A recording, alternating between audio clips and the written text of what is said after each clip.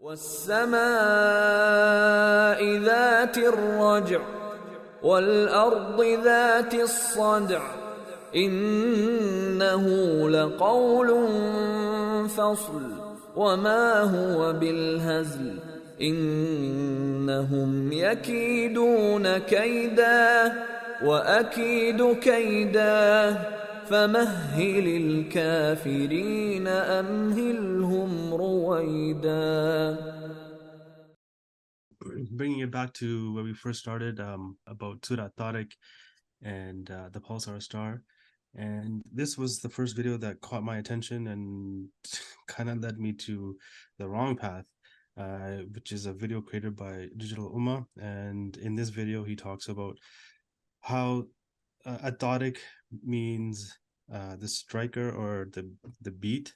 In, what is it? Classical Arabic. So here, right here, you can see the word is derived from Arabic verb taraka, means to strike.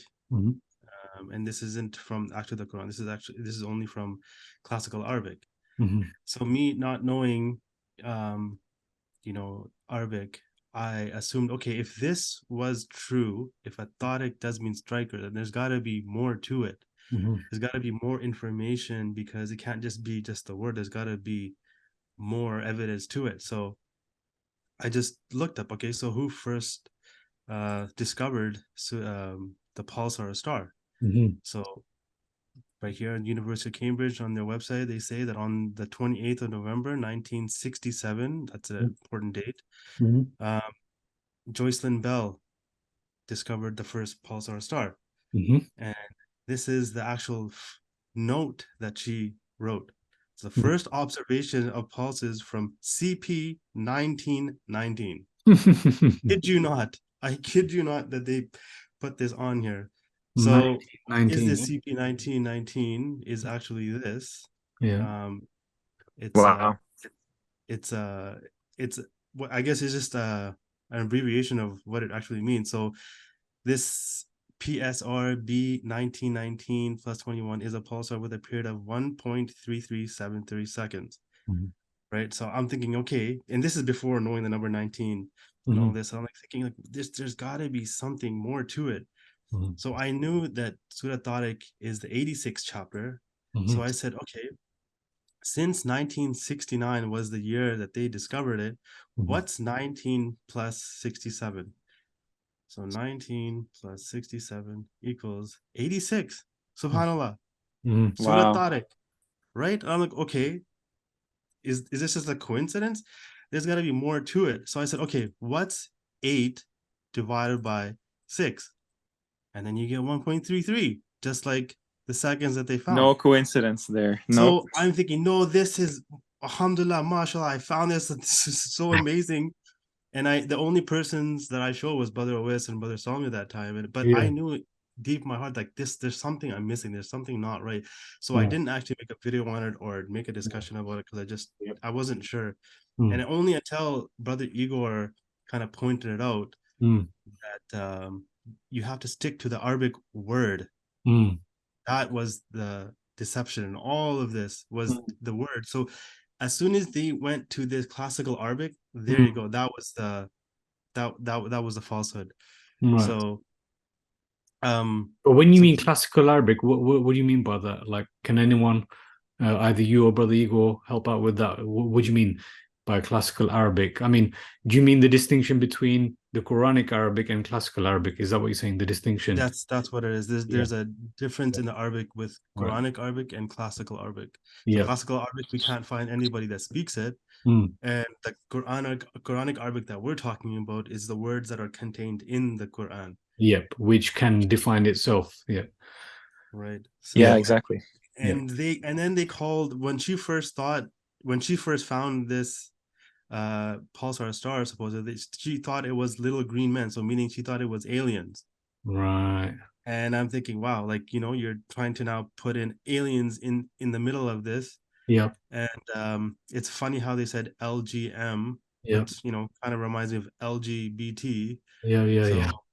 And even in her video here, where she talks about how she found it all and everything, she talks about feminism and Right. pretty much everything that they're talking about now.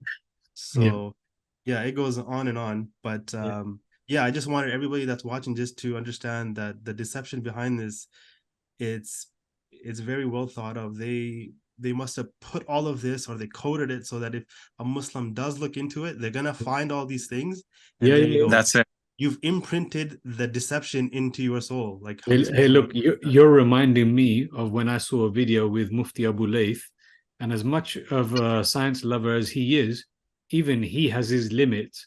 And I remember he had a guy on that was trying to go through a lot of this same stuff, you know, talking about the Quran, talking about these numbers, talking about the scientific miracles. Number 19 one, yeah. And you know, Mufti Abu Layth's response to everything he was saying is like, whoa, I think I'm in another world, you know. He's like, he can keep up. He just doesn't know. And I'm like, yeah, I know this is all just strange, weird, wacky.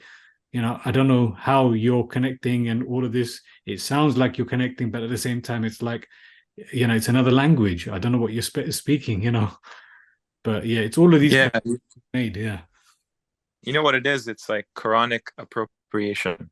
Like, you know, cultural appropriation. They're just appropriating the Quran to their deception.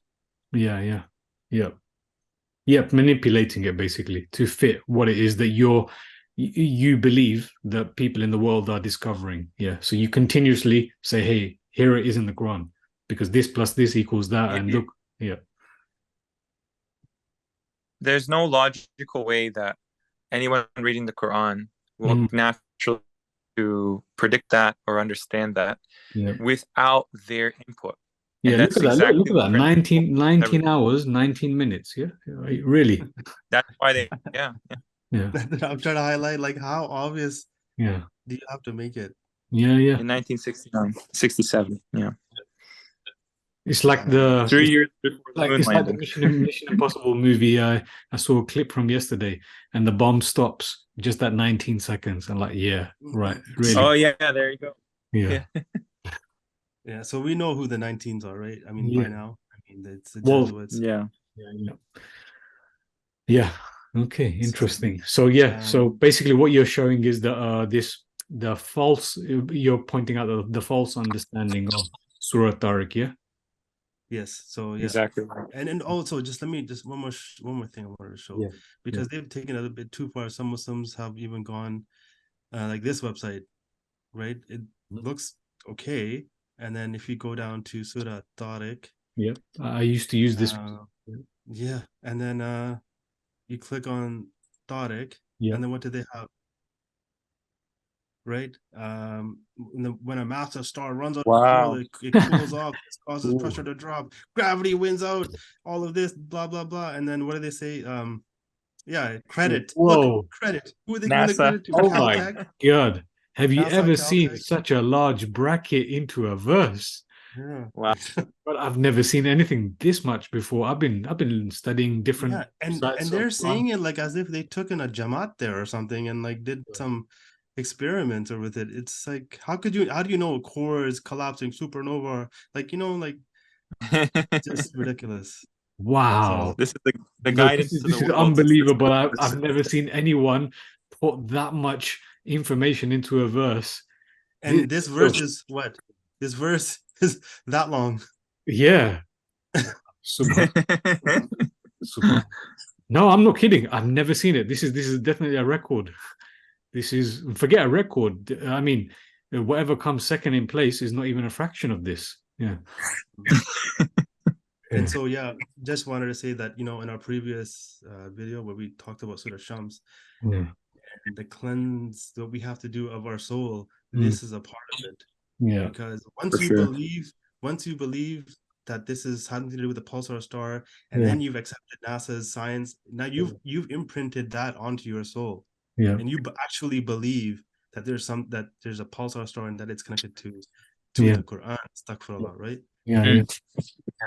So continuing. Out of curiosity, what do they put for the second verse, like where it says Thaqib, star Thaqib?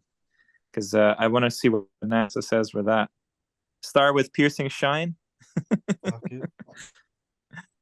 It's right there, Yeah, exactly. Look, as a Christian, a gaseous material from the center of the galaxy. Come on, man. Like, accretes onto the black hole. Oh, that's a good segue. and what, like, so the people that didn't have all this information, they had it wrong, right? Mm-hmm. They didn't know what the pulsar star back then, so what was their understanding of it? We just click on it to see where does Allah use this word. And so we can see here, it seems like it means like a way, it's a path. Right. Exactly. And what's interesting also is that in Hindi and in Urdu, tariqa means a method, which is a way. Exactly. So there's more validity in the actual word than the numbers or anything. That's it. Yeah. So this was, I was very shocked when Brother Igor put this to my attention, where Tariq is probably, it means the word, or it means a path or a way. Mm-hmm. And also, even if you look at the verse 3, it's a piercing star. Mm-hmm. So what is it actually piercing? There you go. Yeah. So it's not piercing like radiation. It's something you can physically see. It's piercing the darkness. That's what I got off it, right? Because piercing the veil, right? In tying into Ibrahim alayhi salam story, when he was breaking down these idols, he's piercing the truth. He's piercing the darkness. He's removing the darkness so that they can see the light. This is the same thing. This is piercing through the darkness so that the light is shone. There's only one word, beautifully put. There's only one word that piercing adjective, that noun is used, and it's with what's known as the shihab, and that comes later in the presentation with Musa's story, whereby basically these missiles that are directed towards those beings from men and jinn that want to transgress the heavens. وهو الذي جعل لكم النجوم لتهتدوا بها في ظلمات البر والبحر قد فصلنا الآيات لقوم يعلمون وألقى في الأرض رواسي أن تميد بكم وأنهارا وسبلا لعلكم تهتدون وعلامات وبالنجم هم يهتدون